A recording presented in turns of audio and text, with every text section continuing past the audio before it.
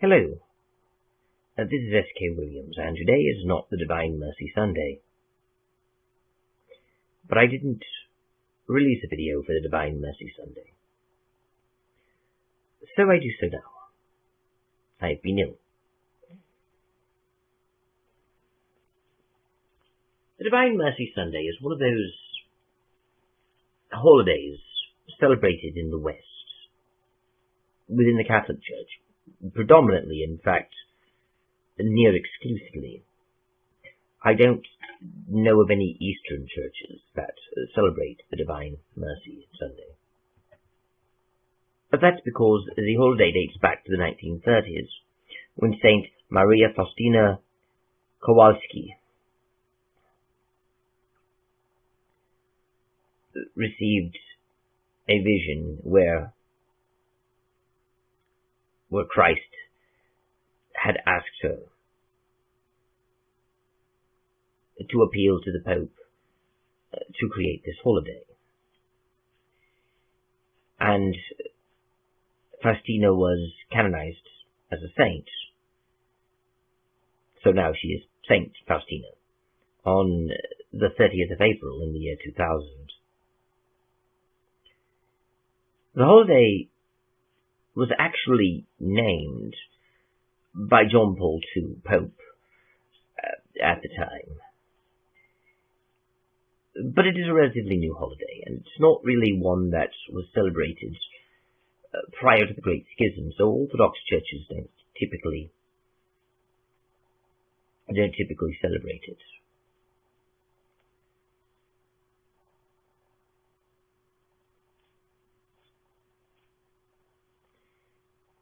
But there are some Old Catholics and Anglo-Catholics that have incorporated it. However, it is not universal within Catholicism as far as outside of the predominant Catholic Church, what today we often call the Roman Catholic Church, although that is not its official name. Its official name is just the Catholic Church. For that matter, Old Catholics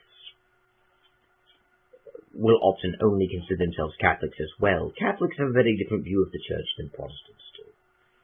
And it's very difficult in the modern world to get that across. And I hope to do a video on that one day, but not right now. Right now,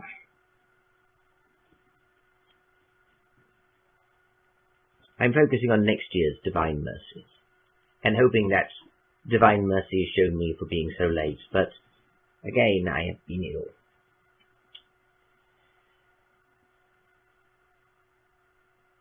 I'm hoping to make a better video. Right now I'm pausing more than usual. I'm not feeling very well.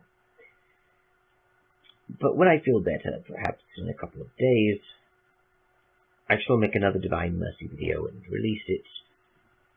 And on Rumble, de la Motion, the two of you unshoot a bit. I would want it released, but unfortunately the shoot a bit doesn't allow me to schedule it. At least I haven't figured out how to. With the others, I might schedule it for next year, just in case something happens. The same I shall do for the Feast of the Nativity, the birth of Christ Jesus, what we call Christmas, and for the Orthodox Christmas, and for next year's Pascha. This year's Pascha is disparate. They didn't fall together, nor did they fall close together. It was about 2 months later. And indeed, the Orthodox Pascha corresponds with the Jewish Passover much more closely this year than the Western Easter. But this video is about Divine Mercy, and it's a bit rambling, I know. But we all need mercy. We all need Divine Mercy. We all, in addition to making mistakes, errors in judgment that are Nevertheless, based upon the best of intentions, we also make moral errors, moral mistakes, which we know are wrong, but which we do anyway, or which we feel compelled to do, which overwhelm us. And we are all sinners. And that mercy that Christ is willing to show us is perhaps something that we honestly should look to, something that the world needs now. We live in a world where, in Sydney, Australia, as I speak this in the year 2024, at a mall in Sydney, a man stabbed several people, including a baby, a 9-month-old baby, I believe, who died. And then, not 3 days later, in his own church, whilst preaching, an Assyrian Orthodox bishop named Maria Emanuel was stabbed. This happened, of course, after Divine Mercy Sunday, so it should not be in this video, of course, but I am making it late. We live in a world of increasing anti-Christian hostility, in spite of the fact that the forces that move against Christianity constantly saying Christian privilege and accusing you of the Christian persecution complex. It's very obvious that they will say Christian persecution complex if you point out that Christians are indeed in the Western world being attacked. The news underreports the violence. It's been known because you can go to various places like the FBI website and find the crime statistics. They're not being reported. We live in a time where we don't want divine mercy. We live in a time where we're de-Christianizing society. We actually, the sociopathic atheists have won. Isn't it wonderful? They've gotten people to hate Christianity and to reject it. But do we see that wonderful utopia of science and reason and free thought developing? No, people aren't thinking for themselves. They're still just quoting their leaders. The atheist movement itself was never about free thought, really. It's about saying you're a free thinker whilst quoting Christopher Hitchens and Richard Dawkins and Sam Harris and Aaron Ra and Matt Dillahunty and Alex O'Connor. But none of these people really think for themselves. They just say they do. It's a prop. They don't really believe in science. Science is a prop. They don't really believe in reason. Reason is a prop. All the talk of it is it's nonsense.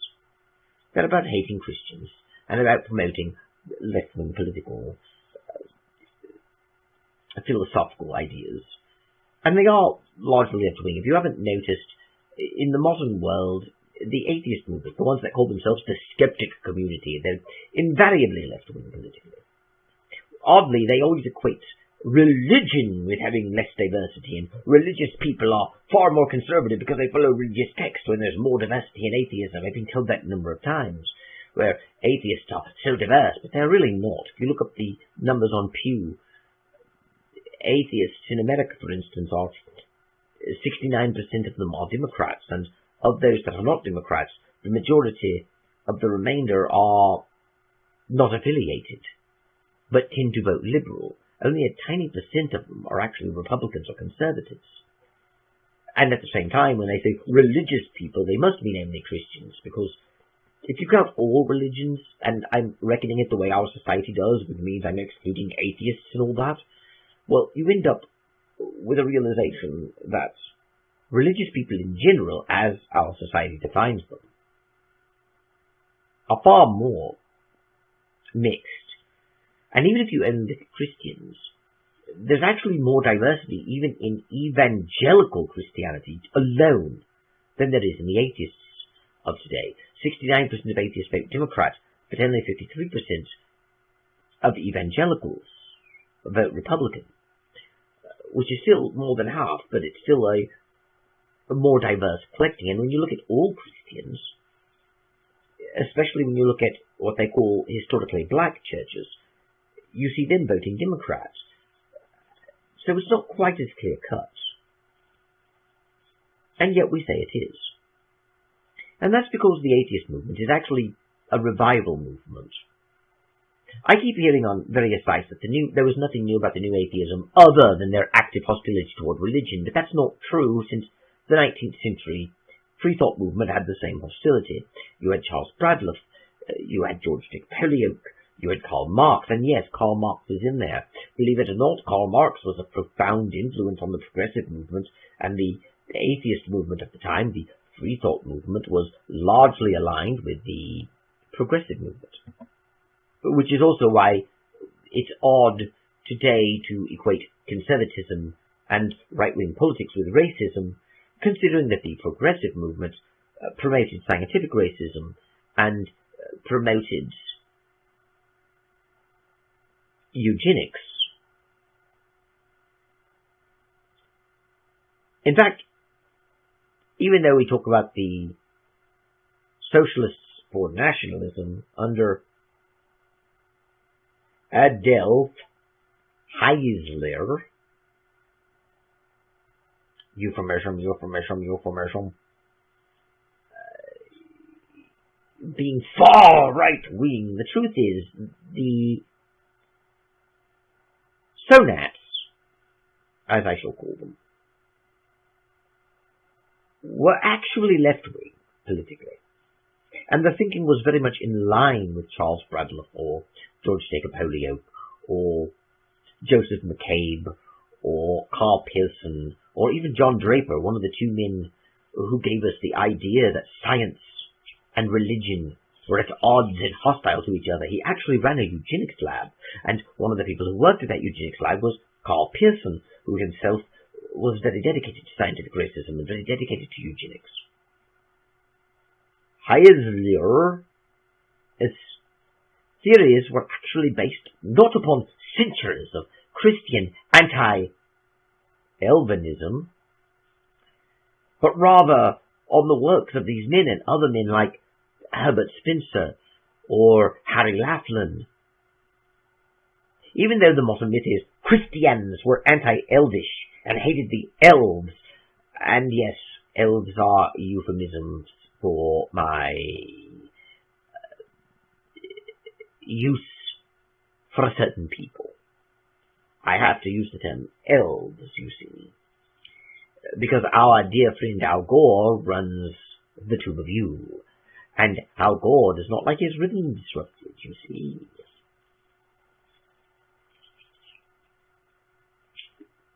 Which is ironic, because I have Christian privilege, so naturally they should be applying the standards of sensitivity or ism to this vile atheist that we Christians who have all the power hate, supposedly. But they don't. They apply it to conservatives, they apply it to Christians. So it's very obvious who our bastards are. But therein lies the point. We live in a world where we refuse to acknowledge the past, we refuse to acknowledge what is true, we refuse to acknowledge what is real, and we develop these ridiculous myths that prevent us from seeing reality. And we don't just do that on a social level. We do this even on an individual level. The Buddhists call this samsara. Samsara is the veil of illusion which holds us back from true enlightenment, even making us think we are enlightened, such as what we did in the Enlightenment, where we murdered millions for the sake of freedom and created rivers of blood and never had the utopia. And we still are at it.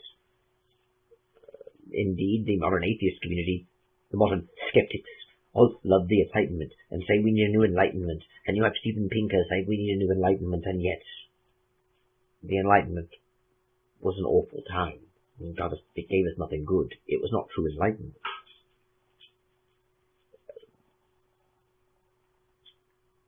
We can often convince ourselves that we are something we are not.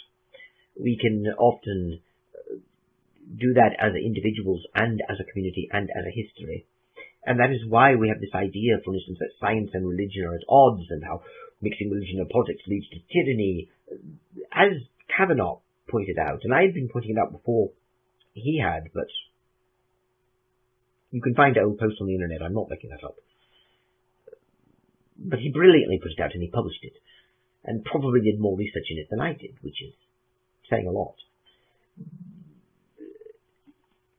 The idea that religion causes wars and mixing religion and politics creates tyranny These are all modern myths of our own modern form of religion, though we can't call it that, because our entire conceit is that we are not religious, we are secular. Secularism is the opposite of religion. Atheism is the opposite of religion. Reason is the opposite of religion.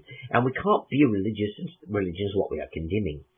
So we have this idea that mixing religion and politics creates tyranny, religion leads to warfare, religion is violent, and we do that to justify the existence of the state and the power we give to the state. It is a modern myth that serves a cultural reason to justify the way things are, and to why the state has so much power, and why it should have our first loyalty, even over our religions. But it is an illusion. Secularism is a religion, and the modern nationalist movement, or even those who wish to abolish nationalism in favour of some sort of a globalist policy, are all just pushing their own forms of religion. It is a secular religion, but it is a religion. Secularism itself is a religion. Or the idea that America's founders pushed secularism, which is impossible. Secularism didn't exist in the 18th century. It was created by George Jacob Holyoake in the middle of the 19th century. Or the idea that we should equate humanist values with not being religious when they are, or the idea that religion is only about belief in the supernatural, things like that. And the idea that the self-declared skeptic community keeps claiming that they're rational, logical, and critical thinkers. They're not. They know they're not. They rely too much on childish insults. They rely too much on abusiveness. And nothing they say is rational. And they know they're not sitting there with stacks of books, reading them or looking on various websites. They know they're just listening to atheist YouTubers and the like, and then reading blogs and websites. And they know they're just repeating the things they've heard. But not only do they never admit that, they have the veil of samsara on, where because their image of what an atheist is that an atheist is a free thinker, they don't allow themselves to admit that they're just quoting what they've heard other atheists say. They are atheists, they are free thinkers, they are atheists, they are logical, they are atheists, they are rational, they are atheists, they are critical thinkers, they are atheists, they look at the evidence. It doesn't matter that they don't actually do it. They've convinced themselves they are this by virtue of being an atheist and associating atheism with those values. And don't get me wrong, there are Christians who do the same thing. They say, I am a Christian, and act as if that would make them virtuous when it doesn't. The fault is not in Christianity, the fault is in them for failing to live up to it. And you see the same thing with Buddhism. Buddhism may teach peace, but it does not always guarantee peace for those who claim to be Buddhists, because some of the Buddhists themselves have put themselves in a state of samsara that confuses them. And culturally, even people who are not deluded about what sort of person they are, or at least not totally so, may still nevertheless be deluded by cultural myths, like the idea that you can't mix religion and science because they're at odds, or the myth that if you mix religion and politics you get tyranny, or that religion is violent. These things are things that hold us back, though. They don't allow us to see the real causes of violence, which are usually more complicated and situational. And at their basic core, they may have universal traits, but those universal traits are things like religion. Even 9/11 was not fought simply because Muslims hate people who aren't Muslims, therefore they flew planes into buildings.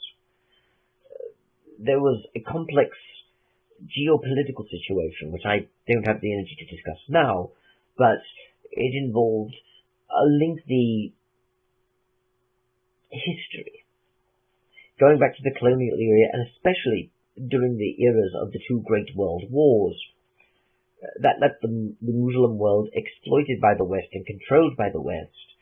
It led to alienation, it led to despair, poverty, the preservation of despotic rule, resentment, and finally attempts by America foremost, but also other European powers, to impose new morals, new cultural, new identity on the Middle East. People today will frame it as they retreated to religion, but that's not exactly what happened. Religion and culture are actually the same thing, just as philosophy and religion are the same thing. There's no distinction. It isn't so much that They feared losing their culture, so turned to religion as a way of preserving it. Their religion is their culture, just as our religion is our culture, our religion being the secularism that we're so fond of bleating about, and that we are imposing on them. But we have deluded ourselves in our own veil of samsara. We say, oh, we're not religious. It's wrong to impose religion, but we're not imposing religion, we're imposing secularism, which is the only way for peace.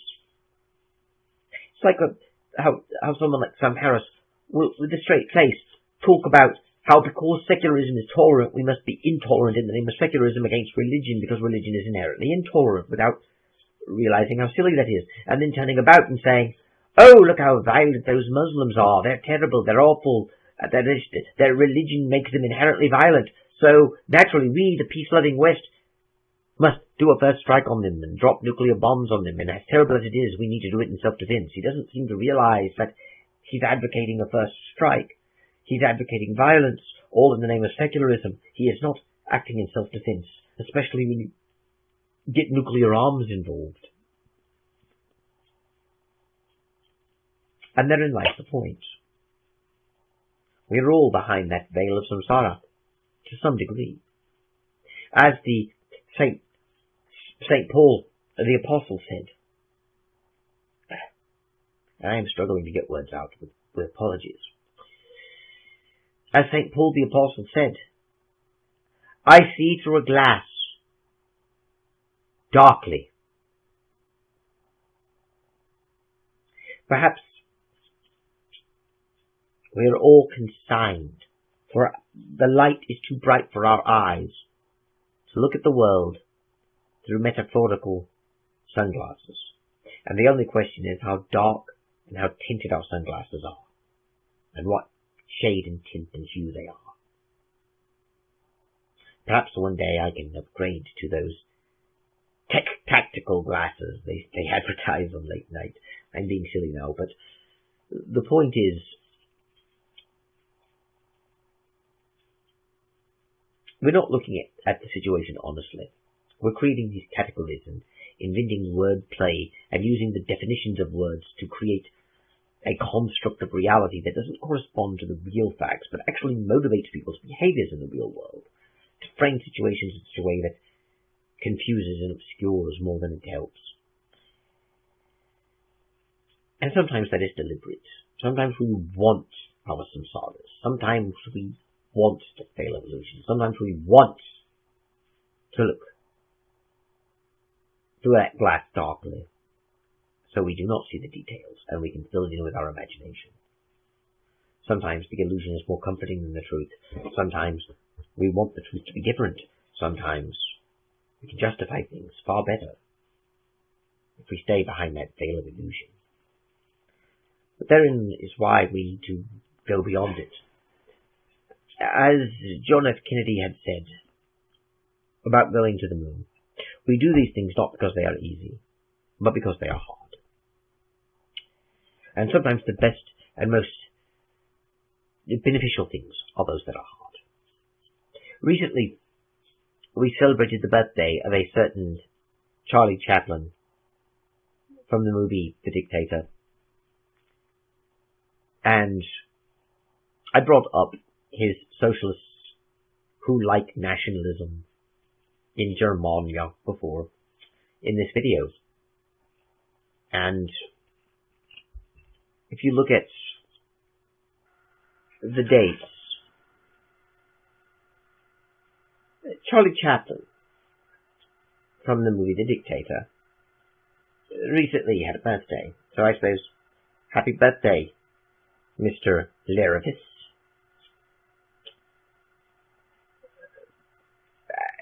And he's captivated the world's imagination. He's the ultimate villain, and some people gravitate toward that villain and think of him more as a hero or anti-hero, and the man who talks about the truth that we killed. But if you do, he's more seen as basically an antichrist, or perhaps even the antichrist, is vile evil, the embodiment of all evil. And yet, he was able to bring people into his dark sphere to capture the culture of Germania, to get people to go along with his madness. And the culpability is ultimately not in Mr. Hasler. It is in those who followed him. And we are no different in our society. We follow the wrong things often. Welcome to the Veil of Samsara, the Veil of Illusion. Welcome to looking through a glass darkly. And that is why we need divine mercy. Because it is very hard to remove that veil of illusion. Very hard to take off those glasses. And even when you do, you want to put them back on. The light is too bright. You cannot see. But you must allow your eyes to adjust to the light. You must get to the point where you don't need those glasses, where you can just see the world with your eyes. You can see the light with your eyes. For the light is God and love and truth, and that is what we need. But we don't want to look at the world because it isn't simply beautiful, it is also ugly, for that light shines its light upon our own actions, our own fears, our own ignorance, our own hatred. And we don't want that. Of course, we've deluded ourselves. We think wearing these glasses and not seeing the faults within ourselves somehow makes them go away, but it doesn't. They're hidden. But they're still there. We can't see them, but they're there. Hidden from our view is not erased from existence.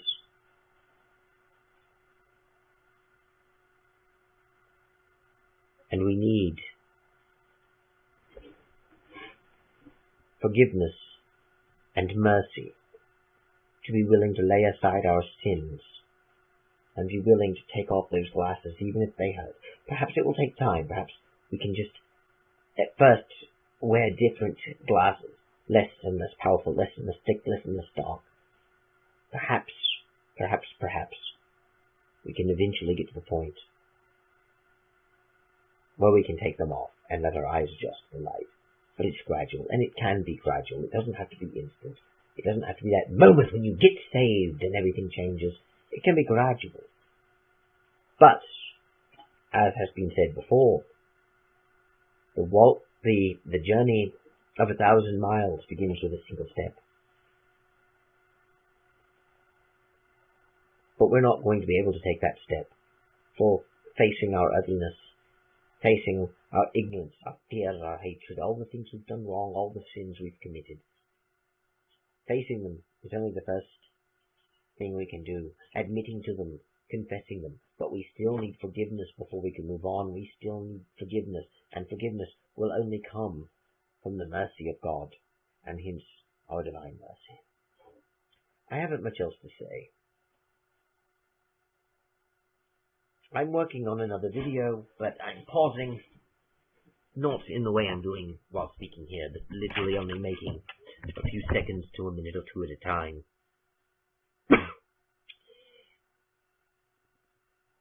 So Lord, have mercy on me, and help with that great project. It's not great in the scheme of things, but I shall end here now, in offering a prayer for the divine mercy of Christ upon the world, and asking for his blessing upon all of you. So, I shall sign off. Thank you, God bless, and goodbye.